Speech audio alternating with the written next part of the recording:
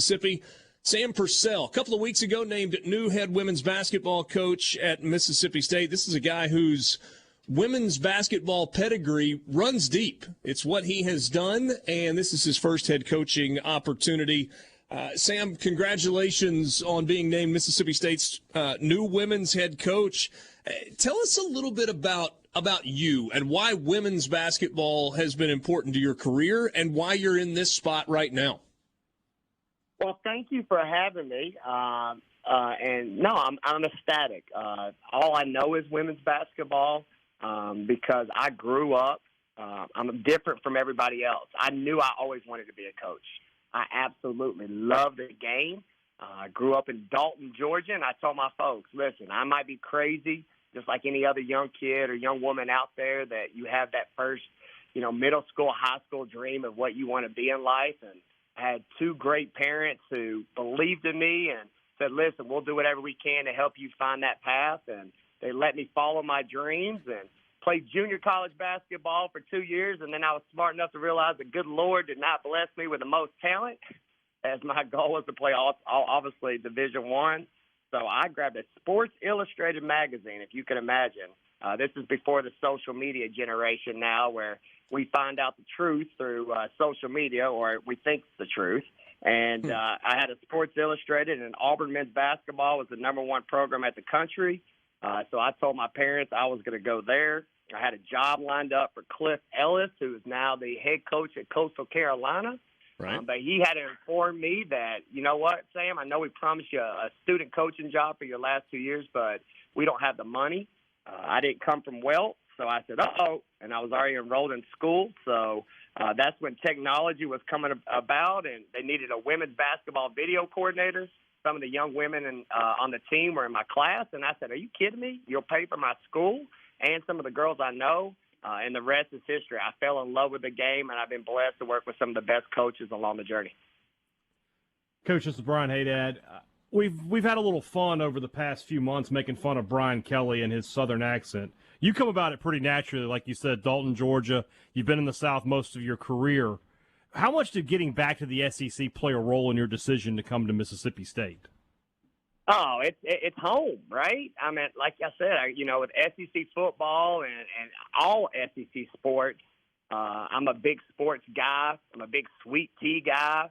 And most importantly, I'm about Southern hospitality. And let me tell you, the hospitality here at Mississippi State it's unbelievable. I currently live in an Airbnb, and I've got two neighbors that everything that is published in the paper, it's on the front windshield of my car, because these people are invested and they want to make sure I see everything that's written about this program. This is an interesting program. You come to Mississippi State at a sort of a crossroads, right? Mississippi State, you think about a program that has had 4 coaches now in 3 seasons, and you would think, gosh, that's a program in trouble. But 3 seasons ago, this was one of the best programs in the country. They were in the Elite Eight. They were coming off of back-to-back national championship game appearances. When you look at the job you have right now, is this a program that you would consider, we got to rebuild a little bit, or is this a program where you can get back to that top tier pretty quickly?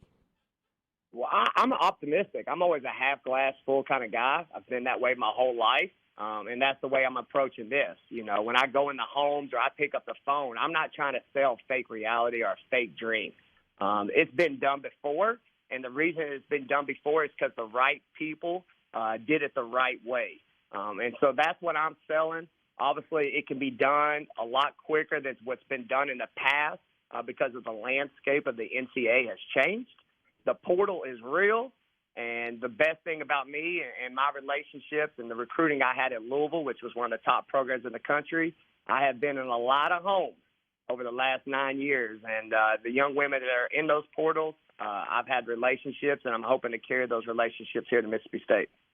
Sam Purcell, new women's head basketball coach at Mississippi State, and Sam, I was actually at Auburn this past weekend for their spring football game, and I did a little bit of checking up on you. There's some people over there that claim to know you pretty well. I don't know if you can vouch for that or not.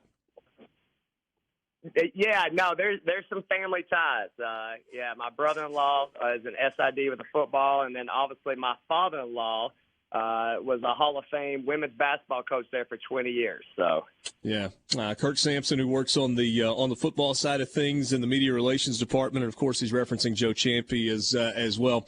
The thing that people that know you, Sam, talk about is your focus on recruiting and how real this is to you. So you just a second ago said, you've been in those living rooms, you've been on these phone calls.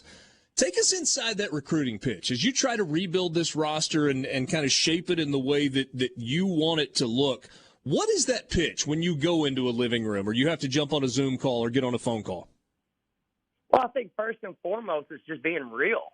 There's a lot of coaches out there that, put on the lights are on, mentality or, a fake sell pitch. I think the people who know me best and the relationships and the big time, players that I've been able to sign have just been like, you know what? Sam Purcell's real. He's just a normal guy that we can talk to, that we can relate to. But at the same time, he chose a profession that he absolutely loves. He's going to do everything he can every single day to give us everything he got. And for those players who truly want a coach who is invested in their life both on and off the court, then they know I'm the right guy for them. And then most importantly, I'm going to have a family approach about this. I always tell people, sometimes in sports, they make this more complicated than it is. We're not building rocket ships. We're coaching basketball. And most importantly, we're trying to make an impact in these young women's lives. So that when college is over, which I don't know about you all, but college was the best 4 years of my life. I'm trying to create an environment that they'll never forget, but also open doors that they can never imagine. So when those relationships happen, we get right to what's most important in them, and I have an individual approach that I can try to help them achieve all their goals. Coach, I'm right there with you. College was the best 8 years of my life as well. Look. Speaking of recruiting, you got your first commitment yesterday, a transfer portal addition, Florida State's Courtney Weber. We talked to your counterpart in the men's program, Chris Jans, a few weeks ago, and he talked about the portal. He made the comment about not building a program, building a team each year, and that comment has sort of intrigued us for the past couple of weeks. What's your take on the portal? Do you feel like your first class is going to be a little portal heavy? And what is recruiting for you in this new age of NIL and the transfer portal? Ooh, that's a good question. All right. So obviously the first, my thoughts on the portal is right now they're in my favor, right? Because I have opportunity. I have some great young women that I'm inheriting that I'll be able to keep. But at the same time, they all are aware that they did not like playing with only 7 players last year. So they are begging me to find kids in the portal. So this is a good problem that I'm in. So that'll be, as of right now, the start. But then just like every other coach in America, the portal also can be a pain in your butt when you have a kid that you were relying on that now leaves. So, again, my goal as a head coach is to create an environment that is best for the young women that want to be here, that want to be, put in the work, but most importantly want everything that Mississippi State has to offer. As you all know, I just left a top 5 program in women's basketball that is extremely special. The people of the Louisville community, that fan base, it's the top of the top. So for me to leave that environment, I'm married, our kids are happy. It had to be really something special. And that's why I came to Mississippi State, because it is. That they love women's basketball, and it matters. So the young women that I'm going to recruit, I want to make sure that they truly love basketball and not like basketball, and then I think the rest will take care of itself. Sam Purcell visiting with this new women's head basketball coach at Mississippi State. What's the balance between being a great recruiter and a great X's and O's coach? Get good players, because I think if you get good players, we Okay. automatically all become good coaches, right? So the coaching part comes easier. I think it goes back to what I told you. It's an individual approach. I don't think you can ever look in today's landscape of just one model. There's going to be, and I keep saying it, a parent approach about me. Each young woman I put on the team has individual needs. You'll always see sometimes I sign somebody that is pure potential, that I've hired a staff that we're going to get in here and player development will be everything. And then obviously there'll be other young women that are come in that are extremely great.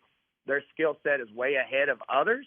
that we still will have a commitment to player development, but what they need in their life is off the court issues and the motivation and that. So you can't just put it in one box.